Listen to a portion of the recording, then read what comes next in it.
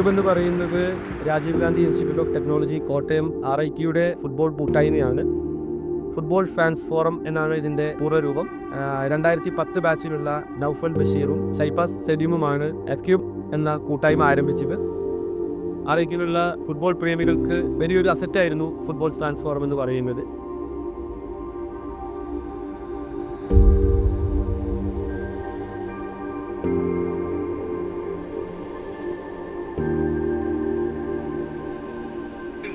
Committee ഹെഡുകൾ മാത്രം കൃഷിയായിട്ട് coordinate ചെയ്യാൻ എന്തെങ്കിലും ആവശ്യമുണ്ടെങ്കിൽ ഞാൻ കമ്മിറ്റീസ് വായിക്കാം. ഫുഡ് കമ്മിറ്റിയാണ് ആദ്യമായിട്ടുള്ളത്. ഫുഡ് കമ്മിറ്റിയുടെ ഹെഡ് മിഗ്ദാദാണ്. ഇനി പിന്നെയുള്ളത് കുട്ടീസാണ്. അത് ഹനീനാണ് ഹെഡ്.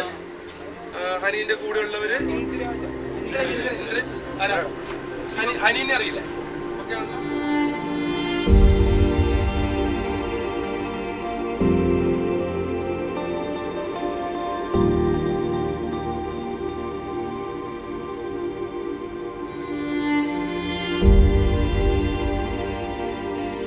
ആക്ച്വലി കോളേജിൽ പഠിക്കുന്ന സമയത്തുള്ളൊരു ഫാൻ ഫൈറ്റിൽ നിന്നാണ് ഇങ്ങനൊരു ആശയം ഉടലെടുക്കുന്നത്. അപ്പോൾ നമ്മൾ ബാച്ചിൽ തന്നെ പറഞ്ഞ പോലെ ഷൈഫാസ് നമ്മൾ ഒരുമിച്ച് ഇരുന്നിട്ട് ഹോസ്റ്റലിൽ നിന്ന് ഒക്കെ ഇങ്ങനെ ഒരുമിച്ചൊരു ഫുട്ബോൾ കാണുമായിരുന്നു. അപ്പം അങ്ങനെ ഫാൻ ഫൈറ്റിൽ നിന്ന് ഉടലെടുത്തതാണ് BPL ഫാൻസ് ആയിരുന്നു. പിന്നെ നമ്മൾ ഫുട്ബോൾ ഫാൻസ് ഫോറം എന്നുള്ളൊരു ഫോറമാക്കി കൊണ്ടുവന്നു.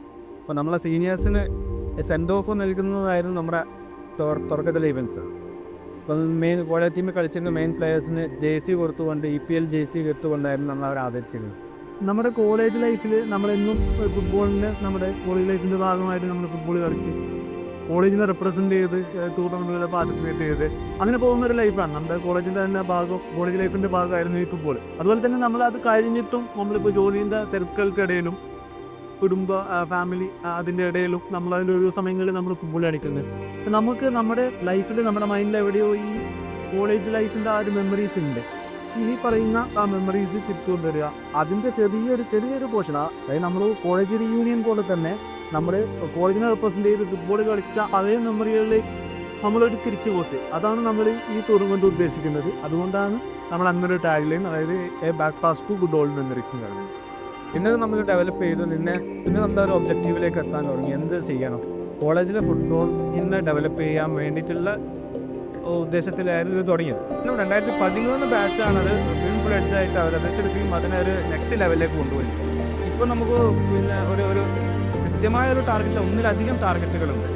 ആംബ്യൂട്ടി ഫുട്ബോളിനെ സപ്പോർട്ട് ചെയ്യുക, അതിനെ കൂടുതൽ പോപ്പുലർ ആക്കുക, ഇതുപോലുള്ള കുട്ടികളെ അല്ലെങ്കിൽ കളിക്കാൻ താല്പര്യമുള്ളവരെ എങ്ങനെ സപ്പോർട്ട് ചെയ്യുക, അത്തരത്തിൽ ഡിഫറൻ്റ്ലി ഏബിൾഡ് ആയിട്ടുള്ളവരെ എങ്ങനെ ഫുട്ബോൾ എങ്ങനെ സപ്പോർട്ട് ചെയ്യാം എന്നുള്ളത് നമ്മുടെ ഒരു പ്രധാനപ്പെട്ട ഒരു ടാർഗറ്റായിട്ട് നമ്മൾ എടുത്തിട്ടുണ്ട്. വളരെ സാമ്പത്തികമായിട്ടും ഫുട്ബോൾ പോപ്പുലർ അല്ലാത്ത സ്ഥലത്തു നിന്നുള്ള കുട്ടികളെ കണ്ടെത്തിക്കൊണ്ട് ശാസ്ത്രീയമായ രീതിയിൽ പ്ലേയേഴ്സിൻ്റെ പിന്നെ technical ability, tactical ability, physical fitness ഇതൊക്കെ കൺസിഡർ ചെയ്തുകൊണ്ടുള്ള ടീം സെലക്ഷൻസ് എങ്ങനെ നടത്താം എന്നുള്ളതും നമ്മുടെ ഒരു മിഷൻ്റെ ഭാഗമാണ്.